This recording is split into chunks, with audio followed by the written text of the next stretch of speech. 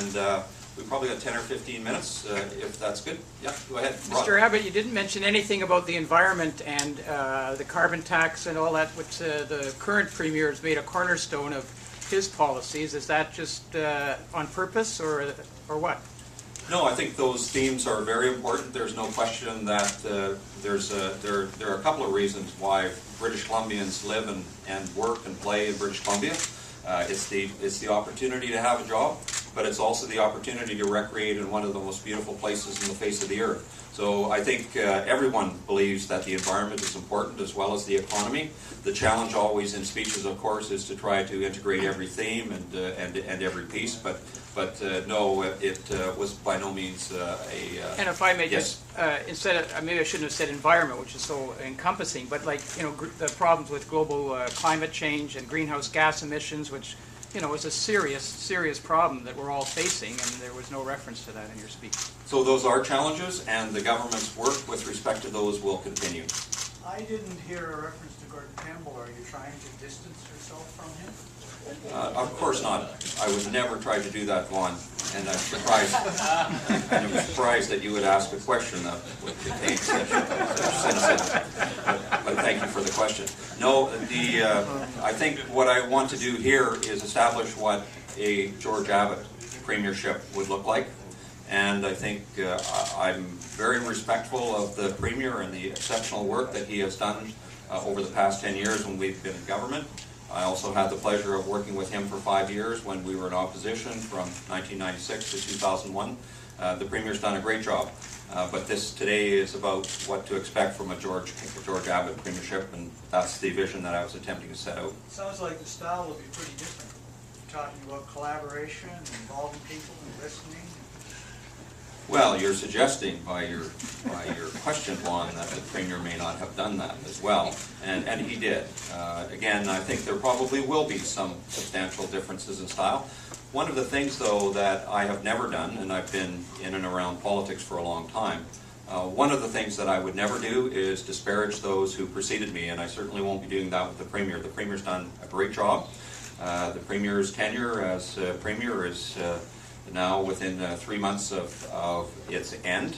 I am looking forward to laying out in the months ahead what a George Abbott premiership would look like, and I think listening, learning, all of that are going to be hugely important parts of our reconnection with the people of British Columbia.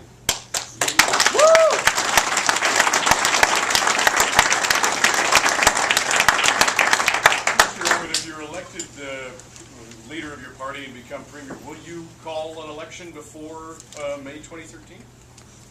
I would think not. I don't anticipate that. I frankly think that the BC Liberal Party and the BC Liberal government is at this point at a pretty low point in the ditch of public opinion.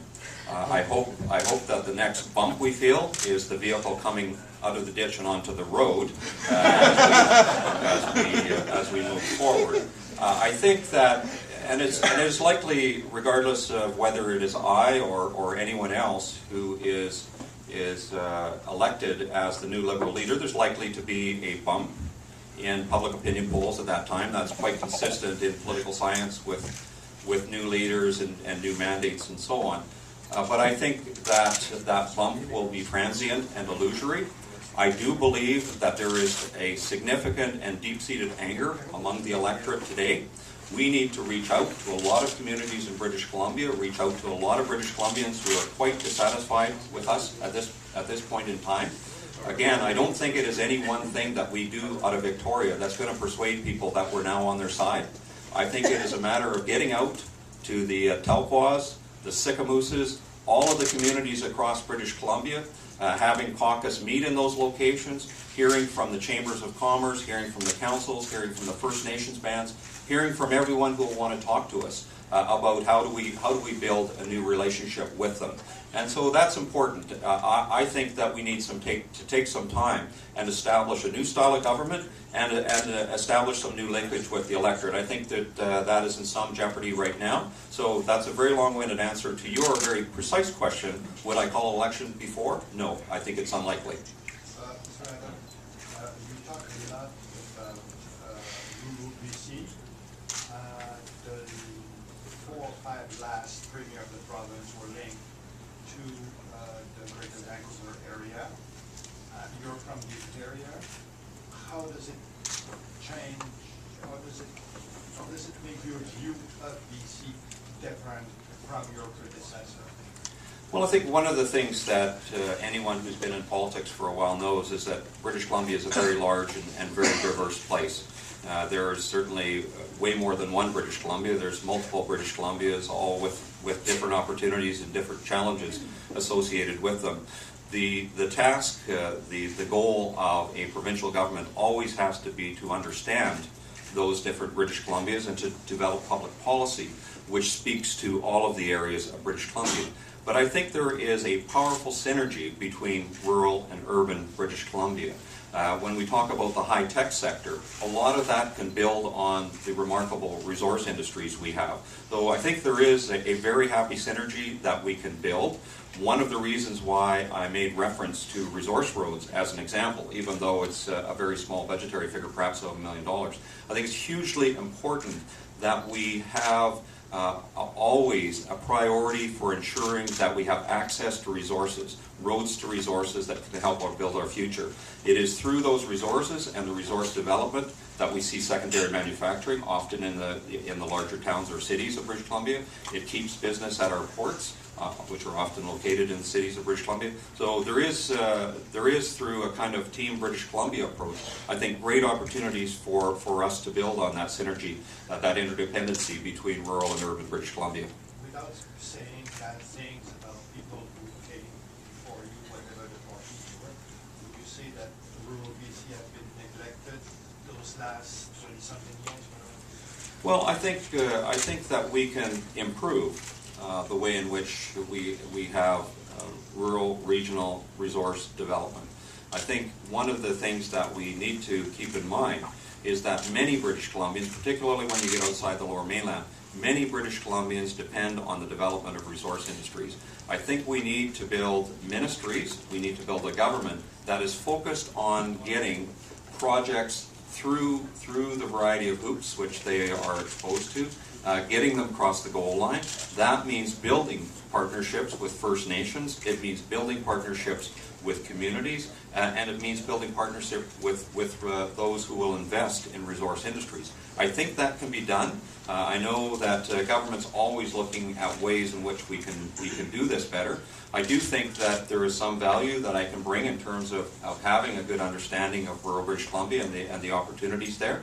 And I know the good people in the caucus who I get to work with, they look at the world from both sides in terms of rural and urban.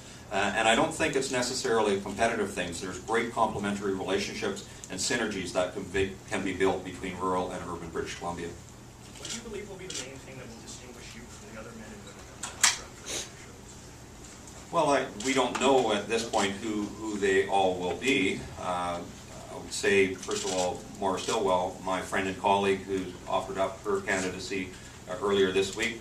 She is a wonderful, wonderful lady, terrifically intelligent, wonderful sense of humor, great person, and I'm very much looking forward to the opportunity to engaging with Moira.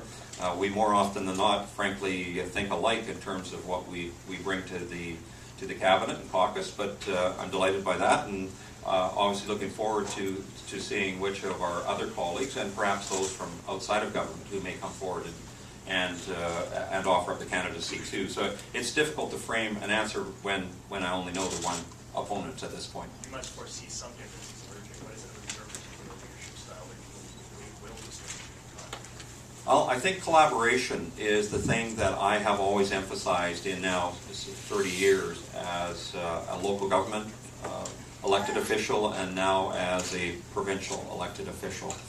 When I was on the Columbia Shuswap Regional District Board, I was for over 10 years the chair of the board. And despite the range of political differences that existed on the board, I was elected every year by acclamation by that board as chair. There was a reason for that, because I get people to work together, get them working towards common goals, and getting them working towards collaborative solutions.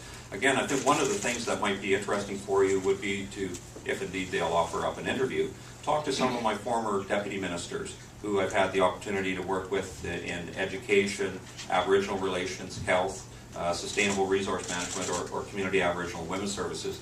In every case, what I do in terms of building solutions is work with those senior public servants, try to bring my value added of experience to the table, and try to build on the I think, enormous creativity that we see in the public service, but also see in caucus and in cabinet. One of the things that I think we very much must do in terms of an Abbott premiership is to make sure that private